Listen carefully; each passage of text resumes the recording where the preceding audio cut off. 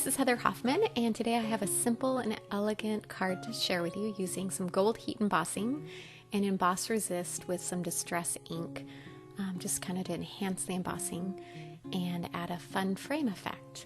I'm using the 2018 sentiment kit from Unity Stamp Company called Thankful and Grateful Fall. I used my powder tool on my green cardstock, which will help keep my embossing from sticking anywhere other than where I'm stamping. I'm using my stamp positioner, my Misty, just to stamp the sentiment because I wanted to stamp that twice since it was the most solid image, and I wanted to make sure and get a really clean impression.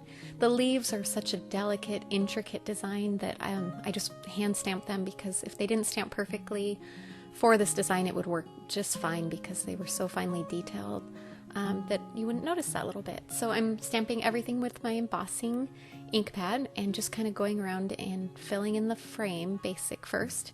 Excuse the top of my head there, I had to keep looking to make sure I had everything lined up and I didn't realize how far in the camera it was.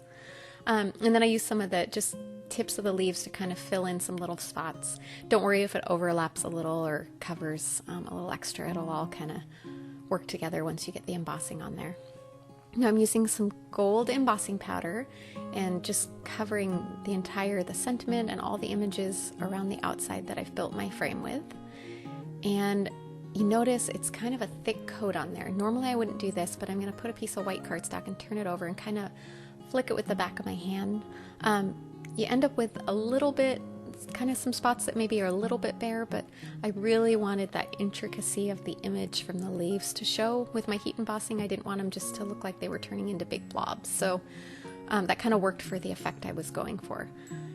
And once I have that all done, I'm going to go ahead and take my heat gun over and just heat emboss. If you haven't used a heat gun before, it's really simple. I like to preheat it a little, make sure it's hot, and just kind of follow around the embossing powder. You can kind of see when it melts and gets shiny. That's enough. Don't keep heating it because you can overcook and melt it. It takes a little while, but it's possible. So I always try and just be careful to only heat it as far as I need to. Now I've pulled out some peeled paint distress ink, and I like to use my blending brushes, the Ranger blending brushes. You can use a foam applicator as well, whatever's easier for you. I just like the feel of the brush and feel like it's easier on my hands and doesn't make my arms quite so tired when I'm all done.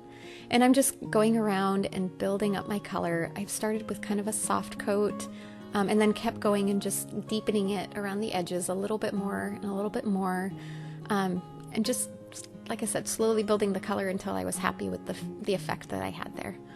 Then I'm cleaning my work surface off a little. I still had embossing powder everywhere. And I'm using a damp cloth there, just, again, excuse the top of my head. I'm just carefully wiping off the little bit of ink that's stuck on top of the embossed leaves. Use a light touch because if the cloth is damp, it can smear that ink blending that you have under there as well. All right, now I'm adding a sentiment from the same kit using some black ink, and I'm gonna just do it on a super thin strip of white cardstock. I like to stamp it on and then trim it into those strips, and then trim off the extra edges with my scissors. And I couldn't decide if I wanted to do a banner or just do it straight. I finally opted for just straight on this.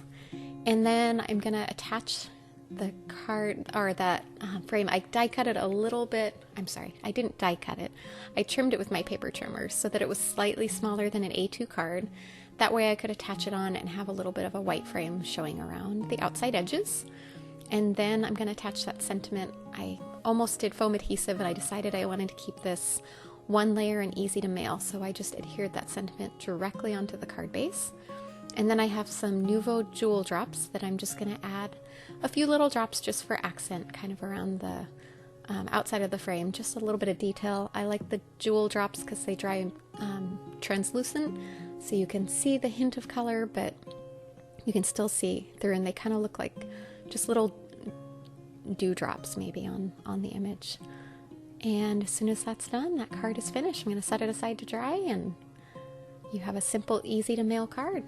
Thanks so much for coming by today. Have a wonderful day.